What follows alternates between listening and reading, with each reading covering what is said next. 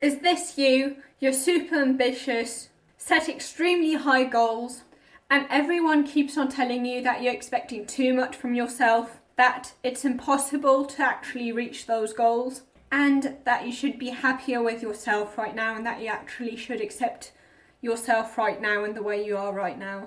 But deep down you still feel this need to prove yourself capable of more than you're currently capable at. And you go on and keep setting high goals. As everyone has already told you, you're overwhelmed, you fail, but you still don't want to lower your expectations. And then you feel disappointed, ashamed, maybe even worthless because you have failed. So how can we stay ambitious and have high expectations while at the same time not being disappointed when it doesn't go our way? So the first tip is that if you're feeling disappointed, that is because you're measuring the gap instead of the gain. So what I mean by that is, so this is a concept that Dan Sullivan and organisational psychologist Dr. Benjamin Hardy came up with. So the gap is the gap between where you're at right now and your future self, your ideal self. And if you keep on measuring that gap, of course you're going to feel disappointed because you're so far away from that ideal that you'd actually like to be. Whereas the gain, measuring the gain, would be seeing how much you've improved till now, how you've changed so much from your former self, and looking at your former self and saying, geez, I've already learnt that much.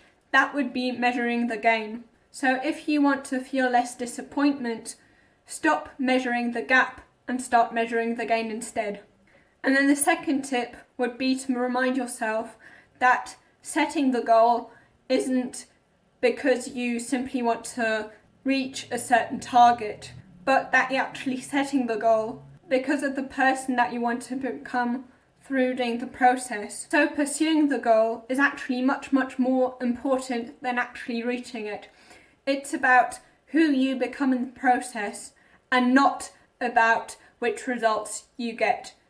And especially, it takes a very, very long time to get results. So if you only measure the results, you are definitely going to end up disappointed because for a long time it won't change. However, from the moment if you measure your progress, if you measure the effort you put in, then you can already see changes from the very start. James Clear often talks about how every single behaviour that we do is a vote for the kind of person that we want to become. Success is more about the journey than the destination.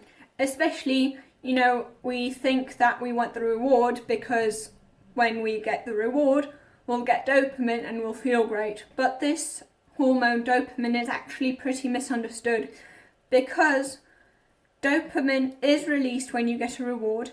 However, it's actually more about pursuit. It's actually during the time you work that most dopamine is actually released. It's when you anticipate the reward that most dopamine is released. Especially in that case, a lot of dopamine is released, but not when you get the reward, but when you work. And then the third tip would be to value the effort you put in more than the outcome. Base your self-esteem rather on how much you try opposed to which results you actually get, how much you achieve. Because if all your self-esteem is only based on what you achieve, then when you don't achieve and failure is going to happen, there's no way around it, then you will feel very, very bad about yourself, although you've put all that effort in. This is especially important because there are certain things, there are actually quite many things, that can't be influenced directly and only indirectly. And in those cases, you definitely want to value the effort you put in more than the outcome. So things we can't influence directly and only indirectly are mostly relationships. Unfortunately, we can't force someone to like us even if we'd like to. Getting someone to like you isn't like a certain target you can actually reach.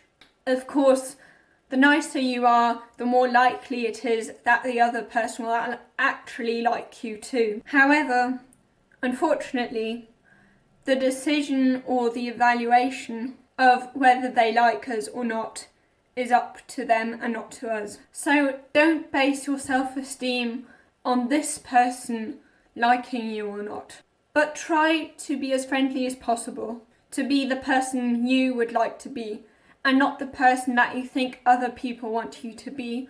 Of course, for people pleasers who base most of their self-worth on external validation, this is especially difficult. And then the fourth tip would be to value progress over perfection. If you're a perfectionist, I've got bad news for you. You're never going to perfect, and neither is the world around you ever going to be perfect. It's simply not going to happen. So when you make mistakes, see it as a lesson that you've learnt and not as a quote-unquote failure. Never be a prisoner of your past. It's not a life sentence, it's a lesson.